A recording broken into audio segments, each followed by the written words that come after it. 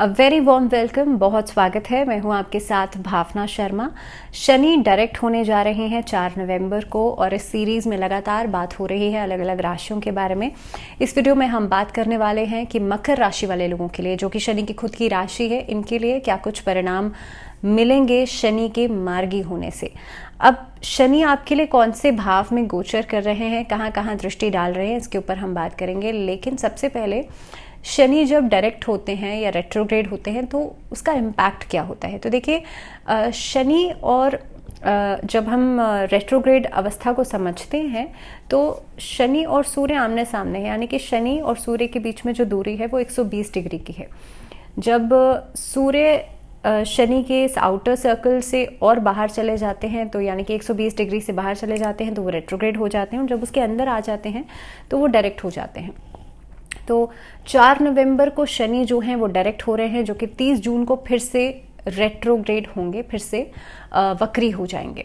अब जब रेट्रोग्रेड हैं तो इनकी गति, क्योंकि स्लो मूविंग प्लैनेट हैं तो इनकी गति बढ़ जाती है, तेज हो जाती है। लेकिन जब डायरेक्ट होते हैं तो इनकी गति धीमी हो जाती है, धीमी चाल चलते हैं। अब मकर राशि वाले जो लोग हैं, आप लोगों के लिए 4 नवंबर से, क्योंकि डायरेक्ट हो रहे हैं, सेकंड हाउस में आपके धन भाव में ट्रैवल कर रहे हैं। सेकंड हाउस में ट्रैवल करते हुए आपके चतुर्थ भाव पर दृष्टि डालेंगे, आपके अष्टम भाव पर दृष्टि डालेंगे और आपके 11वें भाव पर दृष्टि डालेंगे। अब अलग अलग भावों में जाहिर सी बात है अलग अलग रिजल्ट्स मिलते हैं। मकर राशि वाले लोगों के लिए 7.5 का आखिरी समय भी है, तो इसीलिए क्या परिणाम मिलेंगे ये जानना भी ज़रूरी है। तो सबसे पहली चीज़ तो देखिए, सेकंड हाउस क्योंकि धन भाव है, यहीं से आपकी ईटिंग पैटर्न्स भी देखे जाते हैं। यहीं से हम ये भी देखते हैं कि भाई आप का जो पैसा है आपके पास कितना आ रहा है या कितना आपने सेविंग्स की हैं। तो सबसे पहले ये समझते हैं कि सेकंड हाउस में बैठ करके शनि का गोचर जब होगा, जब मार्गी होंगे, तो आपके लिए क्या रिजल्ट्स लेकर के आएंगे। यहाँ पर आपके जो इन्वेस्टमेंट प्लान्स हैं उसमें डिलेज आ सकते हैं। यहाँ पर आपके खास तौर पे खान पीन की जो आदतें हैं उसमें आप देखेंगे उसकी वजह से स्टमक रिलेटेड प्रॉब्लम्स परेशान कर सकते हैं। इस अवधि के अंदर आप देखेंगे अगर आपने कोई काम शुरू किया है, उसके शुरू होने से लेकर के उसके चलने तक वहाँ पर एक प्रोसेस स्लो हो जाएगा। अगर आप नई पार्टनरशिप्स करने के बारे में सोच रहे हैं, यहाँ पर भी आपके लिए थोड़े बहुत फ्लक्चुएशंस आती हुई नजर आती हैं। इसके अलावा अगर आप कहीं कोई मेजर इन्वेस्टमेंट कर रहे हैं, कोई पैसे को आप सेविंग्स करने जा रहे हैं, तो यहाँ पर भी आप लोगों को बहुत सोच विचार करके ही ये सेविंग्स करनी चाहिए, इन्वेस्टमेंट करनी चाहिए, क्योंकि रिटर्न्स जो मिलेंगे उसमें एक धीमी गति आप देखेंगे। जितना आप एक्सपेक्ट कर रहे हैं, हो सकता है आपकी उम्मीद से ज़्यादा देरी आपको लग जाए उस पैसे का रिटर्न आने में। सो कहीं पर भी इन्वेस्ट कीजिएगा वो बहुत सोच समझ के कीजिएगा। कहीं पर प्रॉपर्टी आप खरीदने जा रहे हैं, कोई मूवेबल एसेट आप खरीदने जा रहे हैं, तो उसमें भी देरी हो सकती है, या हो सकता है आपका plan all of a sudden change हो जाए। तो इस तरह की स्थितियां जो है वो नजर आती हैं। इस अवधि के अंदर अगर चतुर्थ भाव पर दृष्टि डालते हैं तो चतुर्थ भाव, पहली बात तो आपके सुख का भाव है, यहीं से आपकी प्रॉपर्टीज भी देखी जाती हैं और मदर का हाउस भी है। तो इस अवधि में आप अपनी मदर की हेल्थ को लेकर के थोड़ा सा कॉशियस रहिएगा।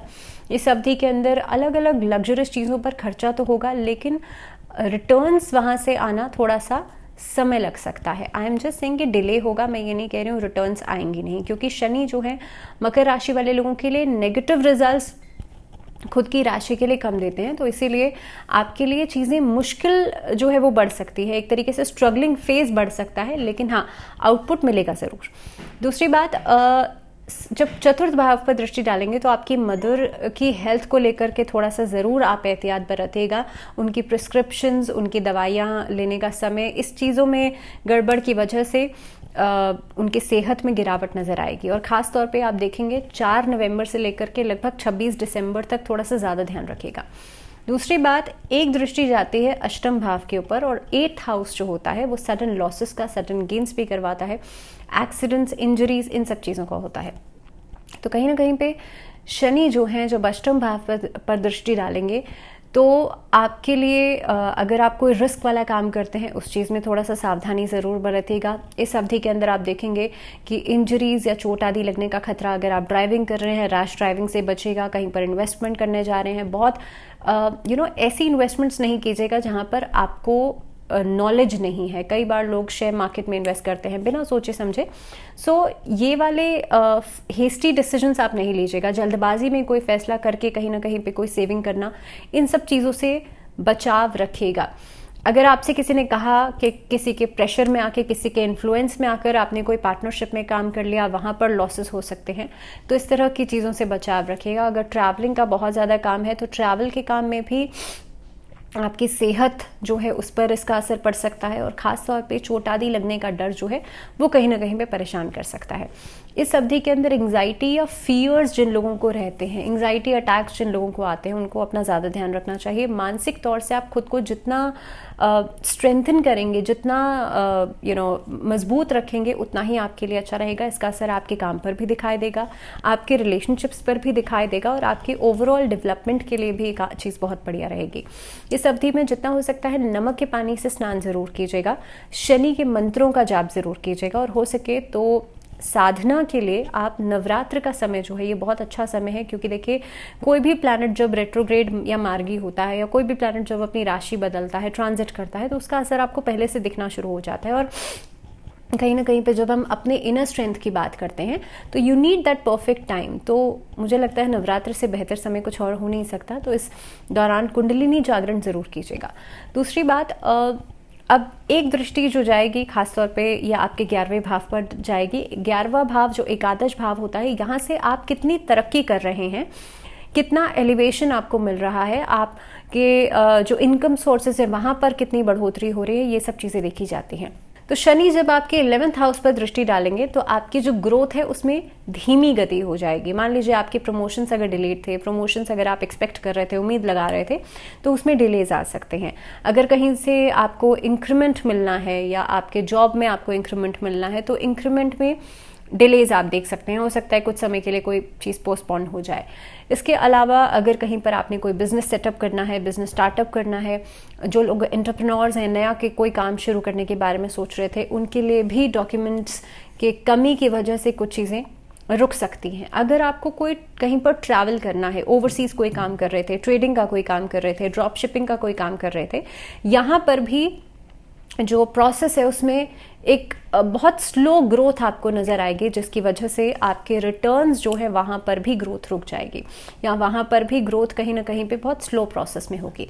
तो मकर राशि वाले लोगों के लिए देखिए एक बहुत सिंपल सी चीज़ है, क्योंकि शनि की राशि है और शनि जो है वो हार्डवर्क के प्लैनेट भी हैं, लेबर के प्लैनेट भी हैं। तो इस अवधि में जितना आप मेहनत करेंगे, जितना आप सीधे तरीके से मेहनत करेंगे, उतने ही बेहतर रिस्पॉन्सेज या रिजल्ट्स आपको मिलेंगे। अगर आप शॉर्टकट्स अपनाएंगे तो डेफिनेटली चीज़ें भी बीच में कोलैप्स करेंगी, या कहीं ना कहीं पे आप देखेंगे कि प्रोसेस स्लो हो जाएगा। तो इसीलिए आप शॉर्टकट्स को नहीं अपनाइएगा। जो चीज़ नैतिक तरीके से, प्रिंसिपल्स के अकॉर्डिंगली सीधे तरीके से चल रही है, वहीं उसी दिशा को आप चुनिएगा।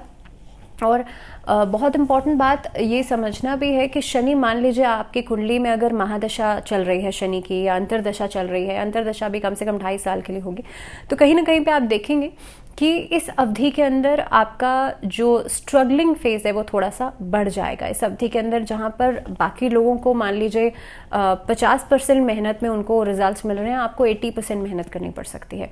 सो ये चीज़ अपने दिमाग में ज़रूर रखिएगा। सेकेंडली, इस अवधि में दूसरों के इन्फ्लुएंस में आकर के काम नहीं कीजिएगा। और कई लोग जो स्ट्रगल से डरते हैं या थोड़ी सी मेहनत करने से डरते हैं, ऐसा नहीं है कि 80% करने के बाद आपको रिजल्ट्स नहीं आएंगे। रिजल्ट ज़रूर आएंगे, लेकिन हाँ, थोड़ा सा समय ज़रूर लग सकता है। सो पेशेंस ज़रूर रखिएगा इस अवधि में। जैसे मैंने पहले भी कहा कि शनि के मंत्रों का जाप करना आपके कामकाज में भी तेज़ी लेकर के आएगा और आपके एफर्ट्स को भी कम करेगा। एंड सेकेंडली, शनि जो है लेबर के प्लैनेट भी हैं। अगर आप घर में स्त्रियों का अपमान करते हैं तो कहीं ना कहीं पे शनि आपको, आपके लिए नकारात्मक रिजल्ट्स लेकर के आ सकते हैं। दूसरी चीज़, घर में जो डोमेस्टिक हेल्प है उनका अपमान करने से बचेगा। इस अवधि के अंदर जितना ज़्यादा आप डोनेशन करेंगे उतना आपके लिए बेहतर रहेगा। सतनज़ा जो है उसका दान आप शनिवार के दिन कर सकते हैं, या शुक्रवार के दिन आप लोहे का सामान या शनि का जो दान का सामान होता है वो आप खरीद करके शनिवार के दिन आप डोनेट कर सकते हैं। इसके अलावा कोशिश ये कीजिएगा कि आप शमी के पौधे में एक दीपक ज़रूर जलाएं और शनि के मंत्रों का जाप आप ज़रूर करें। सो ये कुल मिलाकर के मकर राशि वाले लोगों के लिए शनि का जो मार्गी होना है उसका ओवरऑल इम्पैक्ट रहेगा। अगली वीडियो में हम बात करेंगे कुंभ राशि, क्योंकि कुंभ राशि में ही गोचर हो रहा है, कुंभ राशि में ही कुंभ राशि में ही गोचर के दौरान वक्री से मार्गी हो रहे हैं, तो जाहिर सी बात है आप लोगों के ऊपर क्या इम्पैक्ट पड़ेगा वो हम डिस्कस करेंगे अगली वीडियो में। लेकिन तब तक के लिए ध्यान रखिए अपना। फिलहाल दीजिए इजाज़त, जुड़े रहिए चैनल के साथ। नमस्कार।